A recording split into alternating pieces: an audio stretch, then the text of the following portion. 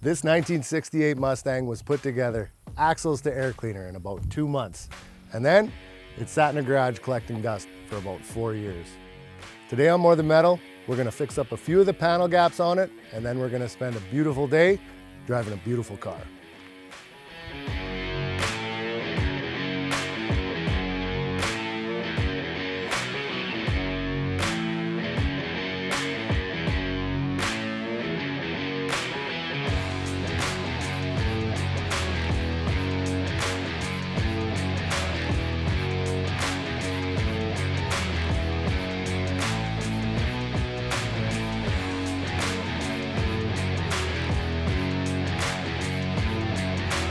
Back to the channel, guys. Yeah, today we are getting out the Mustang. Kind of came to the realization that this thing's been sitting here for about 4 years, and I've never even actually drove it other than pulling it out of the garage and pulling it back in. So what better excuse to drive it than to take it to a nice high traffic area where we're gonna try and send this off to its new owner. But first we're gonna try and clean up a few things on it. We're not gonna get too deep, but it's got some panel gap issues on the front. This car kind of came in a pile of pieces, so when it came time to put all our panels back on, there was really nothing to go off of with shims and stuff like that, so it was a pretty big guessing game. But we're gonna try and fine tune it a little bit. Not gonna get it perfect, but I think we can clean it up. I think we can clean it up a little bit. So we're our hood's sitting a little high. This camera is just, our hood's sitting a little high on the back end. And I'm not getting a very good picture of that. When we try and close our hood, our gap's good back there. Well, okay back there. But as you come to the front, she really tightens up. And that shadow is kind of messing with it, but it's actually overhanging the fender just a touch.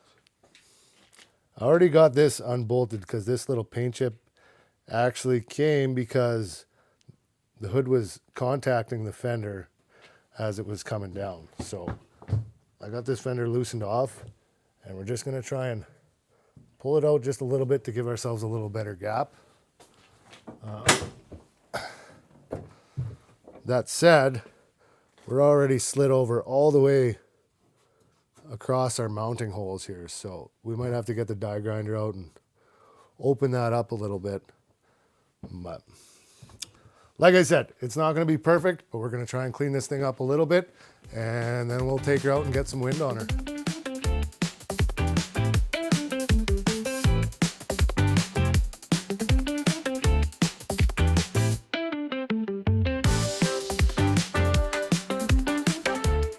I would be super curious to know, like, if there was a chart, how many hours I spend actually working on vehicles in the garage and how many hours I spend looking for where I set the tools to work on the vehicles in the garage.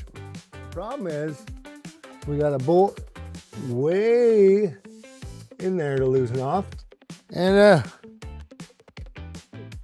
I can't open the door anymore.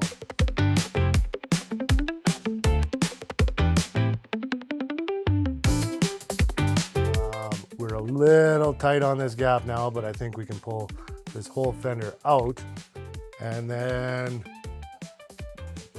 this hood is gonna have to drop back in this corner. So this is what I'm gonna start with back here, is loosening our hood brackets and trying to pivot it that way. It seems kind of counterintuitive to lift the bracket up to bring the hood down, but what that's actually gonna do is it's gonna pivot the whole thing that way so that the spring pulls down farther, or something like that. I don't know how it works. That's just what you do. I just know that's what you do. So that's what we're gonna do.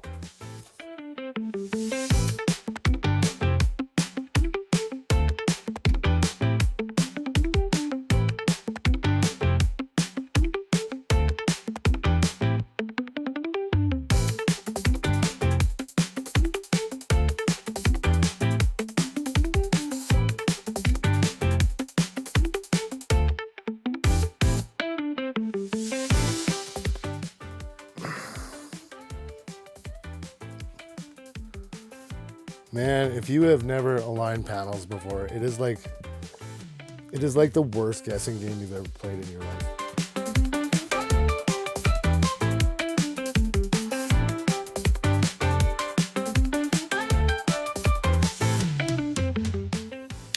All right, she ain't perfect, but you know what? I'm definitely happy with that.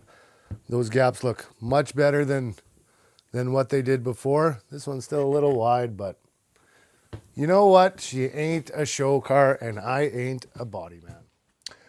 So you may have noticed the last couple of videos, there's been a bump up in quality in the sound, and that is because of this Rode Video Micro 2 and this here Hollyland Lark A1.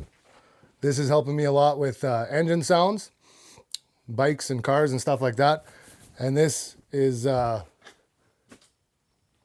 letting you hear all the baloney I got to say to you. But I'm going to put a link in the description. I'm not getting paid for this, but if you use that link, I may make a small percentage off of it. And the beauty thing is, you don't even have to buy these. You could hit that link, buy yourself a can of WD-40, new pair of socks, or some toilet paper. Some of that change might end up in my pocket instead of Mr. Bezos. So would be very much appreciated, would help out with these builds, or at the very least, buy me a morning coffee. And everybody needs coffee. All right, got her moved around so that we can actually get it out of here and so that I could get those bolts back in there. Yeah, it's the car show. Let's pop the hood, Jesse. So I'll start this with saying that as much as I love them, Fords just aren't my thing. I mean, I love all classic cars. I'm not super biased to one over the other. It's just Chevys have always been my go-to. So they've always been my tub of mustard. So I'll tell you what I know about this and what I know about the 68s. And by all means, if I get some of these facts wrong, let me know in the comments because I'd love to be corrected. But from what I know, Ford's motor options for the Mustang and 68 were your inline six-cylinder in your base model. The 289 was around half the year and then got replaced with the 302. You had the 390 big block, the FE. The 427 was supposedly on the option list, but I don't know if there's any documented versions of it. And then you had the 428 Cobra Jet. This one here is a 289 car. And by 68, Ford had discontinued the K-Code 289. So this is about stock. They claim 225 horse. It's got an intake on it, 4-barrel carb. So that's probably realistic of where it is. But I'll bring you in, get you a little better look. All right, she's a little dirty, but we're all friends here, so that's okay. But yeah, other than a bit of chrome dress up, there's really not a lot done to this motor. Different intake, because from the factory it would have came with a 2-barrel. So it's got a wine intake and 4-barrel carb. And then set of headers, which probably can't see them very good. Paint's already peeling off them. Perfect. Set of headers into full stainless exhaust with a crossover pipe. So for a little small cube, small block, she sounds really good. But that's about it. Pretty stock. Other than that, this strut tower brace was added, and then underneath it's this is a unibody car, so you'll have your front subframe and then rear subframe. This one has subframe connectors added to it to kind of stiffen it up, and it also has a set of Caltrack bars. So even though it's not much of a runner yet, well, I shouldn't say not much of a runner. It's not much of a monster yet. It's kind of set up so if you wanted to throw this thing, 350, 400 horse, it's going to handle it pretty good. So yeah, but right now, just a nice little driver. So I'll close the hood and that's what we'll do. We'll go drive it.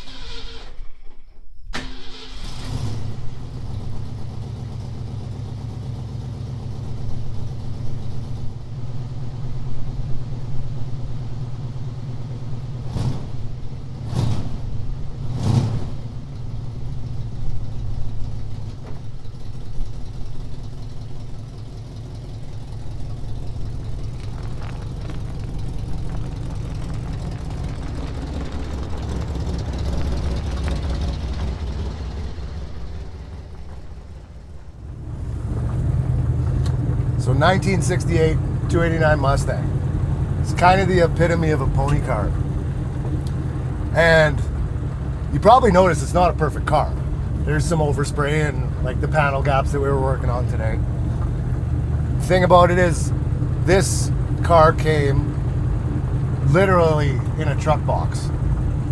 There was aftermarket panels, original panels, and to be honest, I never had a lot to do with this one.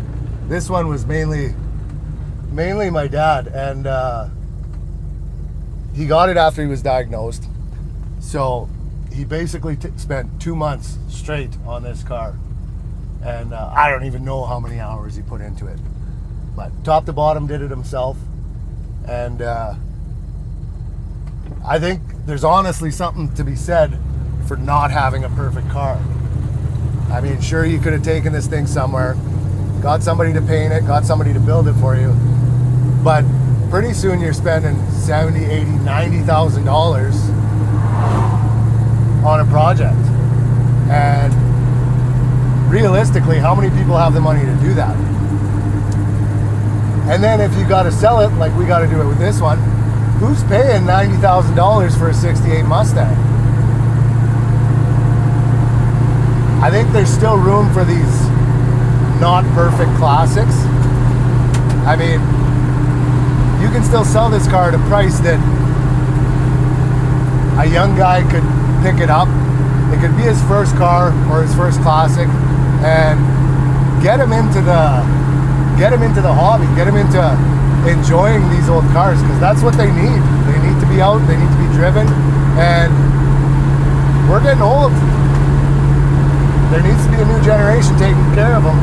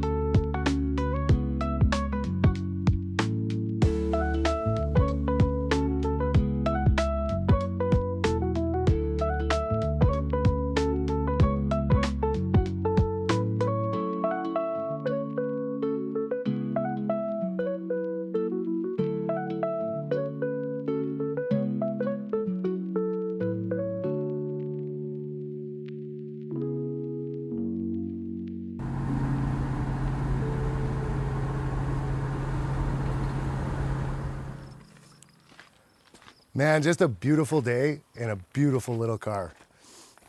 Let me know what you guys think. Do you think there's still room for classics like this, or do they all have to be $70,000 showpieces? I don't know. It's always sad seeing these vehicles leave the garage, but to think that, you know, some young guy might get this and it might really fuel his love for classics, love for the hobby, it kind of feels good. So I don't know, this one feels okay, but thanks for tagging along, guys. Like always, like, subscribe, hit that notification button so you get notified when we get new videos out. And yeah, till next time.